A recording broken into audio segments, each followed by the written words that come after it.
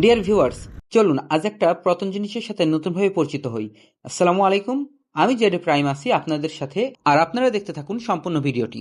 এই ধরনের ট্রেনগুলোকে বলা হয় বিটিও বা তেলবাহী ওয়াগন, যেগুলো চট্টগ্রাম পোর্ট এলাকা বা খুলনার দৌলতপুর থেকে সারা দেশের ডিপোগুলোতে পেট্রোল, ডিজেল, কেরোসিন ও ক্রুড অয়েল সহ বিভিন্ন দাহ্য তরল পদার্থ পৌঁছিয়ে দেয় দেশের প্রত্যেকটি ডিপোতে। প্রতিটি ট্যাঙ্কারে প্রায় ৩৫,০০০ থেকে ৪০,০০০ লিটার পর্যন্ত তেল ধরে এবং একই সাথে এরকম ২০ থেকে ২৫টি ওয়াগন লোকোমোটিভগুলো প্রতিবারে নিয়ে যাত্রা করে। মজার বিষয় হচ্ছে ওয়াগনগুলো ভিতরে থাকা তেলের ধরন অনুযায়ী বিভিন্ন কালারের হয়ে থাকে, যেমন ডিজেলের জন্য সবুজ বা হলুদ রঙের ওয়াগন, পেট্রোল বা অক্টেনের জন্য লাল, ফার্নেস অয়েল বা ভারী তেলের জন্য কালো, আর কেরোসিন বা জেট ফুয়েলের জন্য সাদা বা রূপালী রঙের ওয়াগন ব্যবহার করা হয়।